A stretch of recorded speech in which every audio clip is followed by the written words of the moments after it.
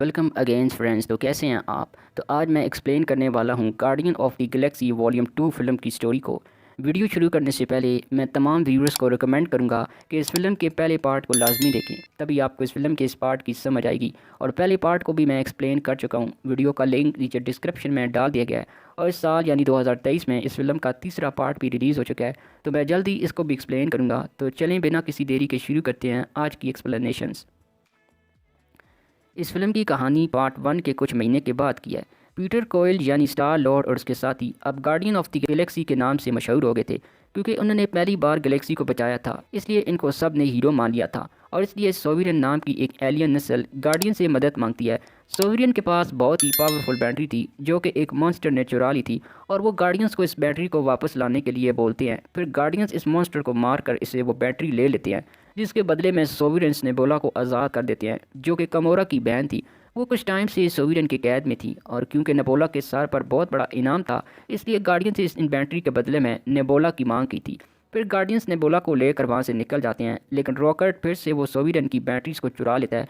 और जब ये बात सोवियन को पता लगी, तो वो गार्डियंस को मारने के लिए बहुत सारे ड्रोन भेजते हैं, जिसकी वजह से गार्डियंस का स्पेसशिप डैमेज हो जाता है। और तभी एक अनजान आदमी वहाँ आकर इनकी मदद करता है, और वो एक प्रैली में सारे ड्रोन को तबाह कर देता है। और फिर गार्डियंस अपने डैमेज शुदा स्पेस से पास के एक प्लेनेट पर लैंड करते हैं। वहीं पर वो आदमी भी आता है जिसने इनकी मदद की थी। वो आदमी असल में स्टार लॉर्ड का बाप था, जिसका नाम है ईगो। ईगो एक सेलेस्टियल था, यानी एक कदीम ताकतवर स्पेस एलियन। ईगो का जन्म लाखों साल पहले हुआ था। शुरुआत में वो सिर्फ एक दिमाग के रूप में मौजूद था, लेकिन फिर ईगो को अपनी ताकत का एहसास हुआ, और इसने अपने दिमाग के आसपास एक हिफाजती दस्ता बनाया। इसने फिर इस दस्ते को बढ़ाया कई साल, और फिर इसने कई साल तक इस दस्ते को बढ़ाते बढ़ाते एक प्लेनेट जितना बड़ा कर दिया। जैसे ईगो खुद बड़े प्लेनेट जितना बन गया, लेकिन इसे भी इसका दिल नहीं बढ़ा। इसे जीने के लिए कुछ मकसद चाहिए था, इसलिए इसने स्पेस में दूसरे जिंदा चीज़ों को ढूंढना अपना मकसद बना लिया। और इस काम के लिए इसने एक इंसानी जिस्म को बनाया, और फिर वो जीवन की तलाश में निकल पड़ा।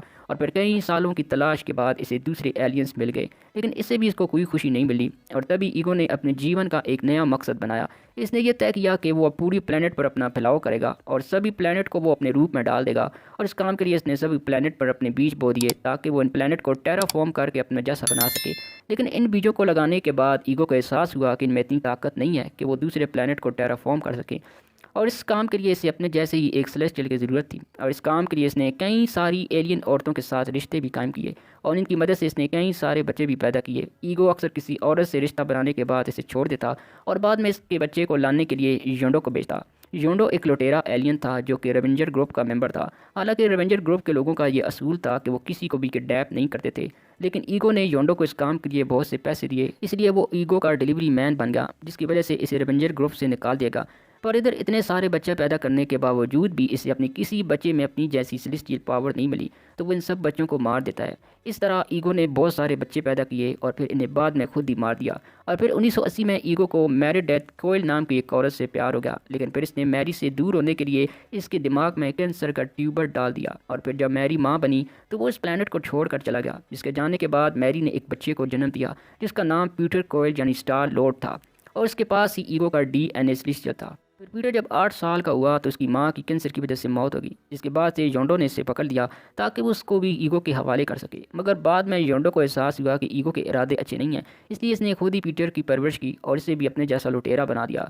और फिर पीटर जब बड़ा होकर स्टार लॉर्ड के नाम से मशहूर हो गया। फिर जब 2014 में स्टार लॉर्ड ने पावर स्टोन को अपने हाथ में लिया, तो ये खबर दूर दूर तक फैल गई कि धरती के एक आदमी ने इन्फिनिटी स्टोन को छू कर भी जिंदा बच गया है। और जब ये बात ईगो को पता चली, तो वो समझ गया कि इन्फिनिटी को हाथ लगाने वाला आदमी इसी का बेटा हो सकता है, जिसको योंडो ने इसे डिलीवर नहीं किया था। जिसके बाद ईगो ने इसकी तलाश शुरू कर दी, और इसने इसे कुछ महीनों में ही ढूंढ लिया। तो नाजरीन, अब आते हैं कहानी के प्रेजेंट में। अब स्टार लॉर्ड और उसके साथी ईगो के साथ इसके प्लेनेट पर जाते हैं, सिवाय रॉकेट और गैरूट के, क्योंकि वो अपने स्पेसशिप को ठीक करने के लिए वहीं रुकते हैं, और वो नेबुला को भी वहीं कैद रखते हैं। रास्ते में इनकी मुलाकात ईगो की असिस्टेंट मेंटिस से होती है। मेंटर असल में ईगो की बेटी थी, जिसके बारे में कोई नहीं जानता था। ईगो ने इसे इसलिए जिंदा रखा था क्योंकि मेंटिस के पास ऐसी ताकतें थी जिससे किसी की भी फीलिंग को महसूस किया जा सकता है, और इसे बदला भी जा सकता है। और फिर वो सब लोग इस प्लेनेट पर पहुंच जाते हैं, जहां ईगो सबको अपनी कहानी सुनाता है, लेकिन वो अपना इन्हें असल मकसद नहीं बताता। बाद में वो पीटर को इसकी सेलेस्टियल पावर को इस्तेमाल करना सिखाता है। दूसरी तरफ सोविरन की रानी आशा योंडा से मिलती है और इससे गार्डियंस को पकड़ने का काम सौंपती है। लेकिन जब योंडो गार्डियंस को पकड़ने वहाँ जाता है तो फैसला करता है कि वो गार्डियंस से सिर्फ बैटरी ही वापस लेगा और इन्हें कोई नुकसान नहीं पहुँचाएगा, क्योंकि योंडो पीटर को अपना बेटा मानता था और वो इसे किसी नुकसान में नहीं डालना चाहता था। इसकी वजह से इसके बहुत से साथियों को ये बात पसंद नहीं आती और वो योंडो से बगावत पर उतर आते हैं और वो योंडो, रोकोट और गैरूड को पकड़ लेते हैं और एक दूसरा एलियन ग्रुप का लीडर बन जाता है और नेबुला अपनी बहन को मारने ईगो के प्लैनेट पर चली जाती है।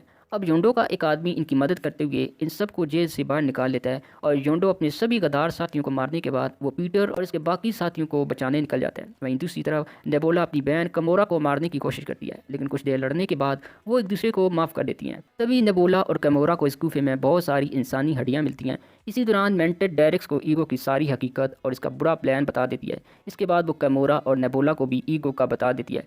फिर वो सब ईगो को रोकने की तैयारी करते हैं, लेकिन तब तक बहुत देर हो चुकी थी क्योंकि ईगो ने पीटर को हिप्नोटाइज करके सारी सच्चाई बताना शुरू कर दिया था, जिससे पीटर भी इसके बहकावे में आ जाता है। लेकिन जब ईगो इसकी माँ के बारे में बताता है कि किस तरह इसने इसकी माँ के दिमाग में कैंसर ट्यूब डालकर इसे मारा था, तो ये बात सुनकर पीटर को होश आ जाता है और वो ईगो पर हमला कर देता है, जिससे ईगो भड़क जाता है और वो इससे इसकी पावर को छीनना शुरू कर देता है, जिससे ईगो के वो सीट एक्टिवेट हो जाते हैं और उसका फैलाव शुरू हो जाता है। लेकिन तभी गार्डियंस की बाकी टीम वहाँ आकर ईगो पर हमला करके पीटर को आज़ाद करवा लेते हैं, जिससे सीट का फैलाव रुक जाता है। फिर वो सब एक स्पेस से ईगो के प्लेनेट की गहराई में चले जाते हैं, जहाँ रॉकेट सोविरन की बैटरी से एक बम बनाता है और गैरूड की मदद से ईगो के दिमाग में लगा देता है, जिसके बाद बाकी गार्डियंस बम फटने से पहले इस प्लेनेट से निकल जाते हैं।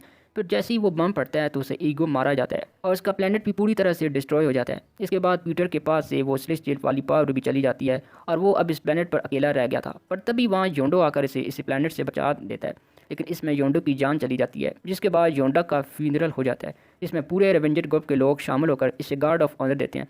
इसके बाद नेबुला और कमोरा अपनी दुश्मनी बुलाकर एक दूसरे को माफ़ कर देती हैं और वो दोनों ये समझ गई थी कि थैनोस ने ही इनका बचपन बिगाड़ा था, इसलिए नेबुला अकेले ही इसे मारने के लिए निकल जाती है। इधर मेंटिस गार्डियन की टीम में शामिल हो जाती है और वो इनके साथ गैलेक्सी के सफ़र पर निकल पड़ती है। मूवी के पोस्ट क्रेडिट सीन में हम सोविरन की रानी आयशा को देखते हैं, जिसने गार्डियन से बदला लेने के लिए एक स्पेशल बर्ड चैम्बर बनाया था, जिसमें वो अपनी ताकतवर बेटे को जन्म दे रही थी, जिसका नाम है एडम वॉरलॉक। तो ये थी नाजरीन गार्डियन ऑफ द गैलेक्सी 2 की स्टोरी। अगर आपको ये वीडियो पसंद आई हो तो वीडियो को लाइक शेयर ज़रूर करें और जल्दी से सब्सक्राइब करें हमारा चैनल, ताकि आपको इसके अगले पार्ट की अपडेट मिल सके। तो फ़िलहाल के लिए इजाज़त दीजिए।